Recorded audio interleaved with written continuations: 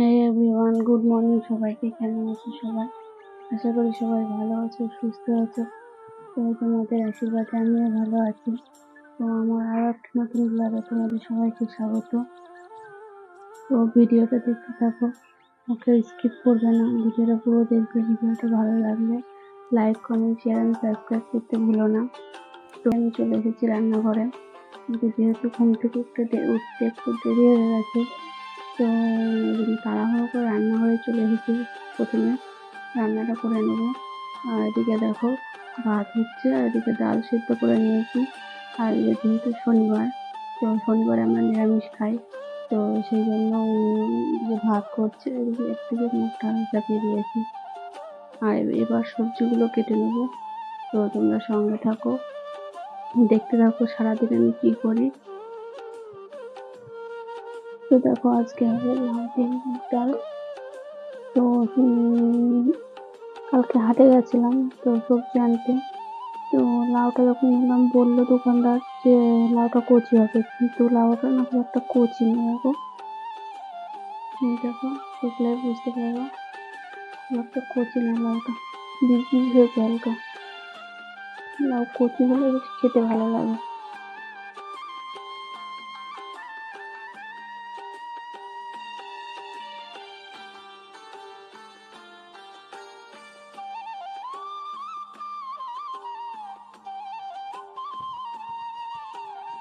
তো দেখো আমার সবজিগুলো কাটা হয়ে গেছে, আর এদিকে ডালটাও হয়ে গেছে, ডালটাও সোমবার দিয়ে নিয়েছি। আর এদিকে বেগুনটা ভেজে নিচ্ছি। যেহেতু মামাম চলে এসেছে, তো বেগুন ভাজা দিয়ে আর ডাল দিয়ে ওকে ভাত দিয়ে দেবো, কেননা না হলে দেরি হয়ে যাবে ও স্কুলে যেতে।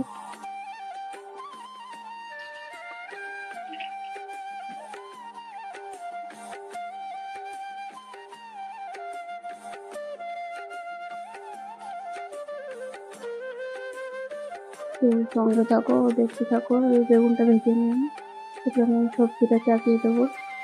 তো আবার পরে তোমাদের সঙ্গে দেখা হবে।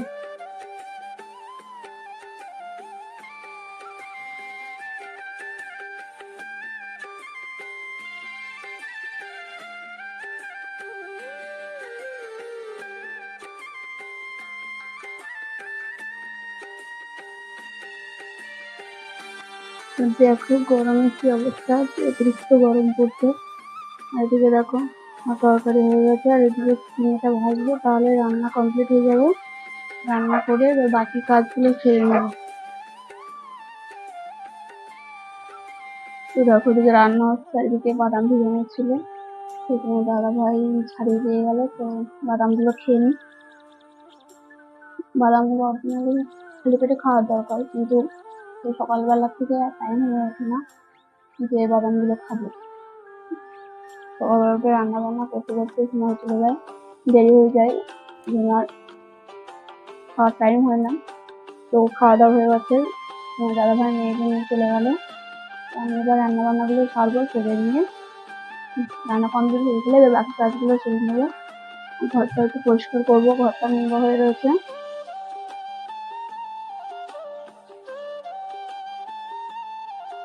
সকালবেলা উঠে কে বাদাম খাওয়া উচিত কমেন্ট করে জানিয়ে।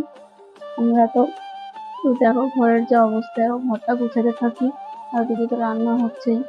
তো সঙ্গে থাকো, ভিডিওটা দেখতে থাকো। তো চলো ঘর গুছানো শুরু করে দিই।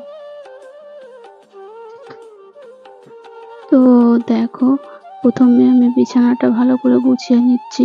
আর আগের দিনকে বেডশিটটা চেঞ্জ করেছিলাম, তো সেই জন্য আজকে আর বেডশিটটা চেঞ্জ করব না। এই বেডশিটটাই পাতা থাকবে। তো বিছানাটা প্রথমে ভালো করে গুছিয়ে নিলাম, নিয়ে তারপরে এবার বাকি কাজগুলো ঘরের আরো বাকি যে কাজগুলো সেগুলো করে নেবো। তো দেখো বিছানাটা আমার গোছানো কমপ্লিট হয়ে গেছে।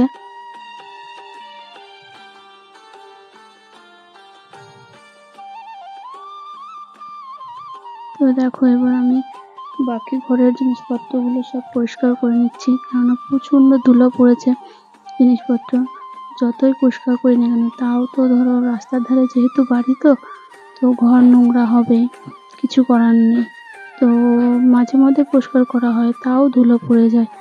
আর মেশিন টেশিনগুলো ঢাকা থাকে, তাও দেখছি যেন প্রচণ্ড নোংরা পড়ে গেছে। তো জানি না কোথার থেকে নোংরাগুলো আসে। রাস্তার ধারে বাড়ি, তো সেই কারণে হয়তো রাস্তা দিয়ে গাড়ি ঘোড়া যায়, তারপরে ঘরের ধুলো বালি আছে, সেই কারণে নোংরা পড়ে যায়।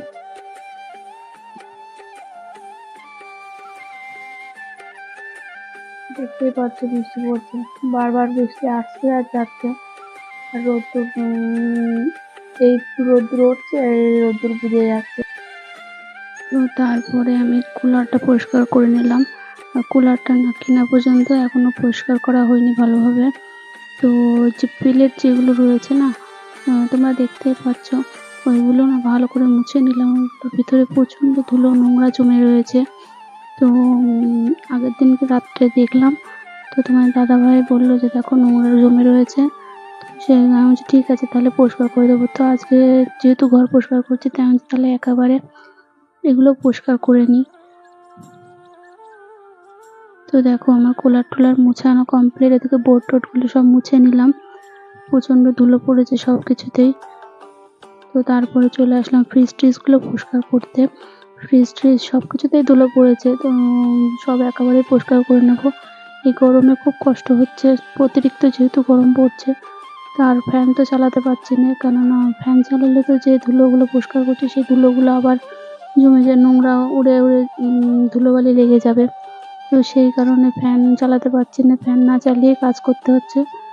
আর প্রচণ্ড গরম লাগছে, তো গরমে তো ঘেমে নাজেহাল হয়ে যাচ্ছি। তবু কী করবো, কিছু করার তো নেই, ঘরের কাজ তো আমাকে করতে তো হবেই না। ও দেখো সবুজ টবুজ মোছা কমপ্লিট হয়ে গেছে, শুধু ড্রেসিং টেবিলটাই বাকি আছে। ড্রেসিং টেবিলটা পরিষ্কার করে নিয়ে এবার ঘরটা পরিষ্কার করে ঝাড় দিয়ে নেবো, কেননা ধুলোবালি পড়েছে। তো ঘরটা ভালো করে ঝাড় দিয়ে নিয়ে তারপরে কলপাড়ে যাব, কলপাড়ে গিয়ে বেসিন টেসিনগুলো পরিষ্কার করে নেবো দিয়ে। তো দেখো আমার ঘর গোছানো হয়ে গেছে, তো এবার ঘরটা ঝাড় দিয়ে নিলাম। আর এই দেখো এই জুতোটা আগের দিন বাজারে গেছিলাম, তো জুতোটা নিয়ে এসেছিলাম, তো কেমন লাগলো অবশ্যই কমেন্টে জানিও। তো দেখো কলপাড়ে চলে এসেছি, বেসিনটা পরিষ্কার করে নিয়ে এবার আমি স্নানে যাব, তো আবার পরে দেখা হচ্ছে। তো দেখো স্নান করে চলে এসেছি, স্নান করে পরে সিঁদুরটা পরে নেবো।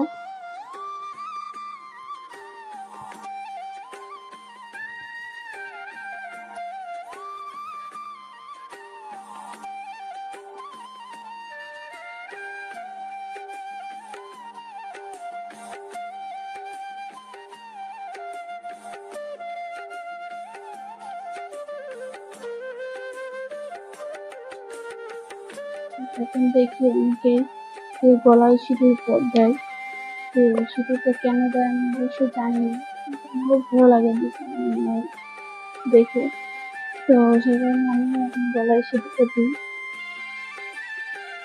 আমরা করে সিঁদুর পড়তে আমাদের কার কার ভালো লাগে অবশ্যই কমেন্ট করে জানিও। তো চলো দেখাই, আমার হাতে যেন আমার পুজো দিচ্ছে, তো ব্যাক ক্যামেরা করে তোমাদের দেখিয়ে দিচ্ছি।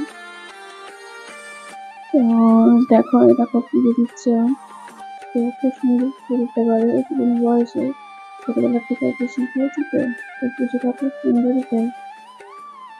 তো দেখো আর গরম লাগছে বলে দেখো পিছনে চার্জার ফ্যানটা চালিয়ে দিতে বললো, তাই জন্য চার্জার ফ্যানটা চালিয়ে দিলাম।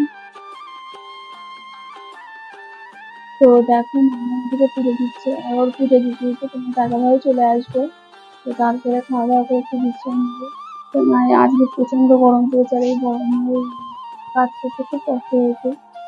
তো পরিষ্কার ঘর, দেখো কত সুন্দর লাগছে পরিষ্কার করে ঘরটা, পরিষ্কার ঘরে থাকতে সবারই ভালো লাগে বলো।